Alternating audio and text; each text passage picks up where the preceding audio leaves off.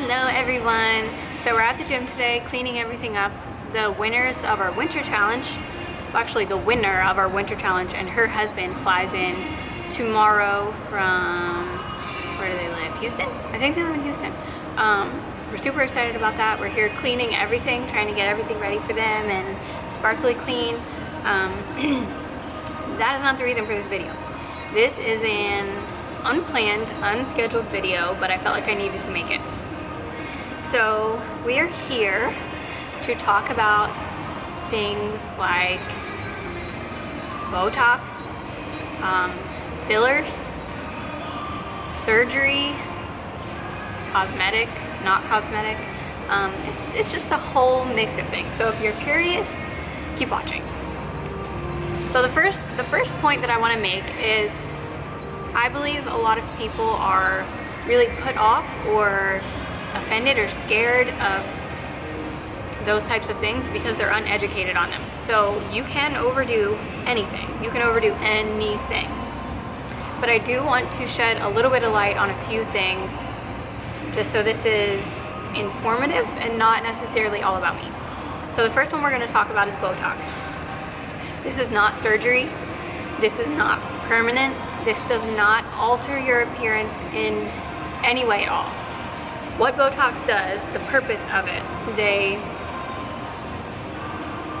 you put it in anywhere that you're seeing fine lines and wrinkles, or you don't have to. So let's say if someone, when they smile really big, like they get lots of creases right here, I think they're called crow's feet, you can get it in your crow's feet, and then in those, it'll relax those muscles so that they don't create those constant lines every time you smile. Another place, sorry to throw my mom and aunts under the bus, somewhere that my family is very, very prone to wrinkles is right here. Those number 11s, you get those deep lines right between your eyes. And then another place is right across your forehead from raising your eyebrows. So yeah, someone would, if they wanted it there, if they were self-conscious that they were starting to see wrinkles there, they would just put it there, and then over time it makes it so those muscles are relaxed and they can't contract to make those fine lines and wrinkles. This is, again, temporary. You have to get it done every 3 to 4 months, I believe.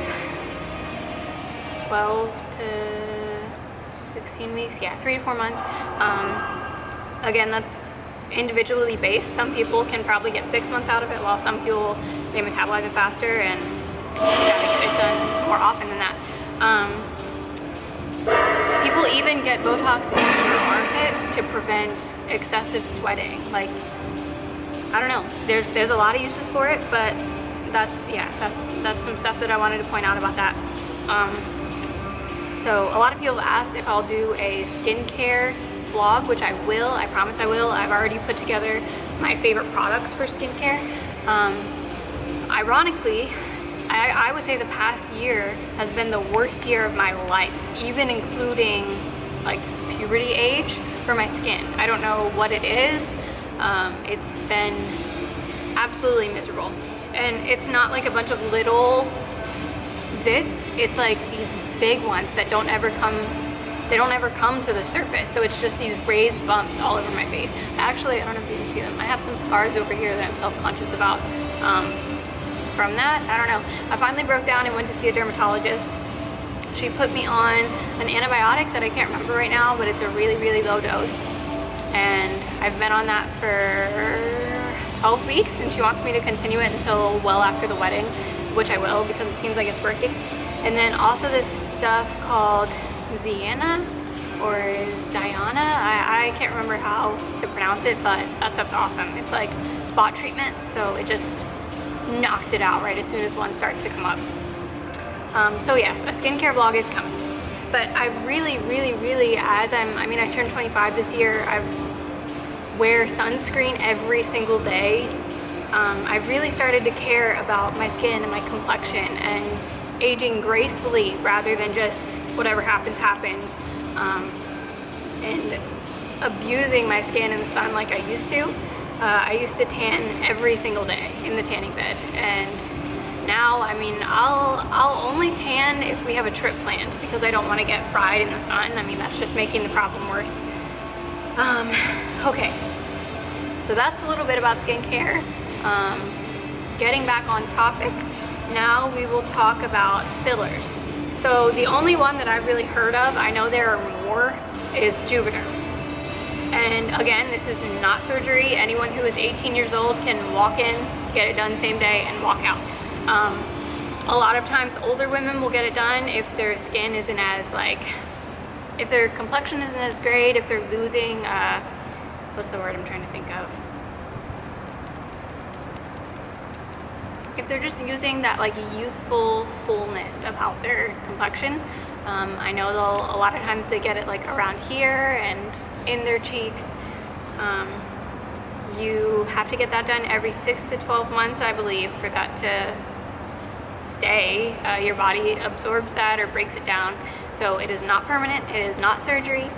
So yeah, those are just some little facts that I wanted to share with you about those two products. Now for me personally, I guess because you guys never really see me talk, I don't know, maybe that's it, but with these past 2 YouTube videos, I've gotten so many comments asking if I get fillers, if I've had Botox, if I've had, someone said it looks like my cheeks are less full. I don't know if they were asking if I somehow got my cheeks smaller. I mean, I don't even know how I would do that. Multiple people have asked if I have a nose job. I've gotten so many times, is your butt fake? Have you had fillers in your butt? So now we're going to talk about me personally and what I have done. So, fillers. Yes, I have had lip fillers twice because you have to get it done every 6 to 8 months.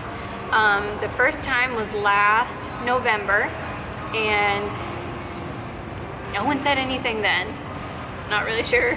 I don't know. Maybe it just wasn't as noticeable. Maybe it was because I didn't film myself talking. And then the second time was in the end of May, very beginning of June. So 6 or 7 months after the first time.